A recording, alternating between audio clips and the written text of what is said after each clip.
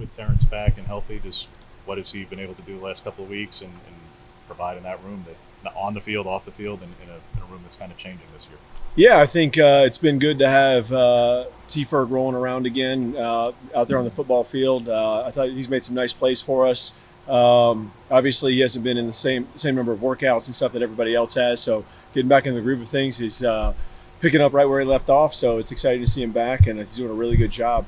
Him and Pat both are doing a really good job of being senior leadership in that group and providing a lot of good direction and what it's like to play major college football for some of those new guys, but also how to take care of yourselves and how to prepare like a veteran. What did Casey bring to the table that you like to add him to the room, and just how has his progression gone? Yeah, so Casey is a super tough kid, physical player, smart football player. He's obviously played a lot of football, played in some big games and stuff like that. So he's a guy that comes in obviously with experience. So the learning curve for players like that is much smaller, right? The terminology may be a little bit different, right? But he's a guy that can integrate himself in there pretty quickly. He's, like I said, played a lot of good football. He's got a really good skill set, but he brings a lot of energy into that room. And then last year we played with some guys that had played a bunch. And so to have another one in the room right there that can compete and then, level up our depth, right? And potentially even be a starter and stuff like that is fantastic. How did he get on your radar? Did you know him before this last year? When did you start kind of seeing his film? So he was a guy that was out there, and then I knew that he was out there, but in this day and age in the portal, you got to do a lot of good research on players, and thankfully Wilson Love, our strength coach, had been there and knew him personally. And then Taisheem, I asked Taisheem, I was like, tell me about this guy. And so both of those guys had great things to say, and everything that I was told is everything that this guy has been, and so he's been awesome. We're super glad to have him. Last year you rotated pretty frequently through about 4 guys. You Yeah. feel like you have the numbers this year to do the same? I think we have, we've got 3 guys that have played, so we'll see.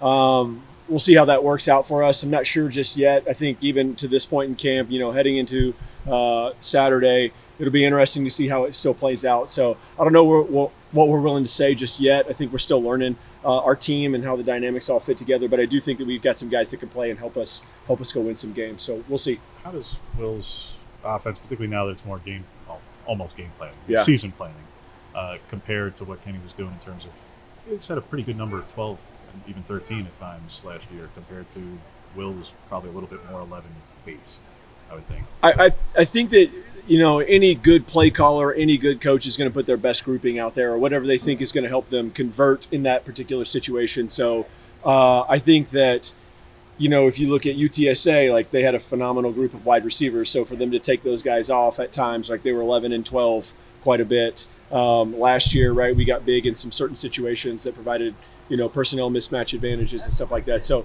do we still have some of those elements? Absolutely. Does it look a whole lot different? I think there's certainly definitely his flair that exists within this offense, right? But I think the core principles of what we do and how we do it still exist.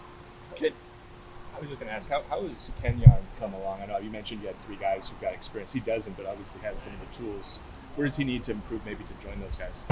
You never know. I mean, freshmen are always fun and interesting, right? Like there's always these high hopes for whenever they've come in, and he's done a great job. He's a super talented kid. He's a super smart kid, super high character. He's everything that you could want to coach. So he's continuously developing, and guys like those other 3 being around there showing him how to grow and how to develop.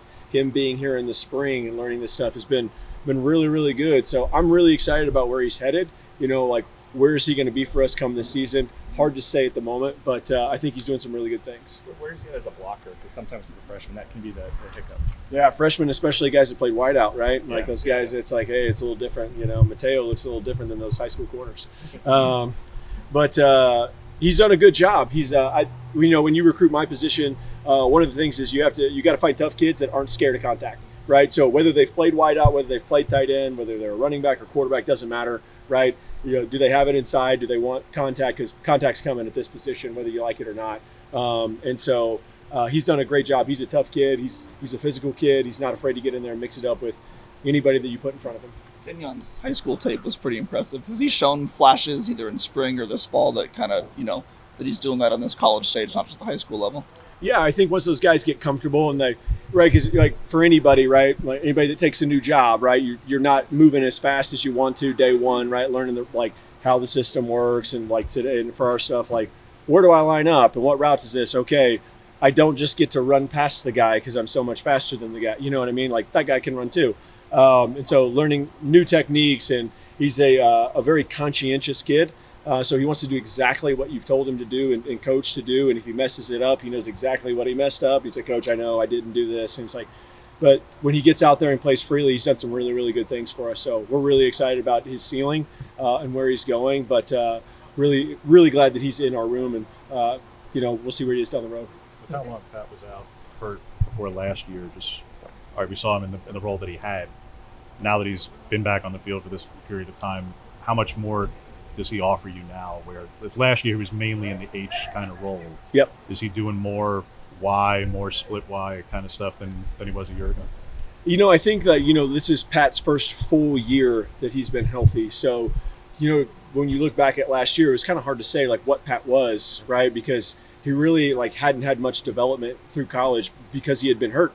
And so he wasn't even in spring ball last year, right? He was getting healthy coming into fall camp and the back end of fall camp. So, we didn't really know the kind of player that we had. And so now that you're seeing him, you're seeing his skill set blossom, right? And you're seeing a guy that went from, hadn't played college football in 2.5 years, right? To a guy that's like, you're watching like a whole bunch of new skills develop and stuff like that. So his ability to play in multiple places is certainly growing. Building off of that, just in what ways have you seen Pat and Teford, a year of experience under their belt, how have you seen them kind of both of their games blossom, just being able to come into another fall camp? Like maybe what are some different things they're focusing on this fall camp now that they're in the system, they know it, and they're confident in it? I think fundamentally, right, that's the biggest thing, right? When you watch guys go from a year in the new offense, it's mainly can we get this right? Can we line up in the right places? Can we run the right routes? Can we block the right people?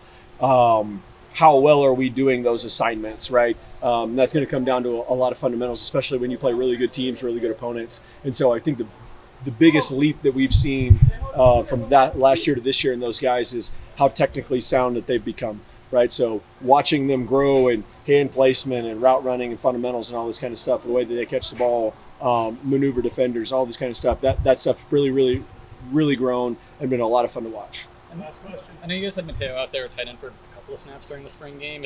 Has he repped there at all since then? He's an impressive individual, right? I think that, if you wanted that kid to play quarterback, you could probably figure out a way to do it.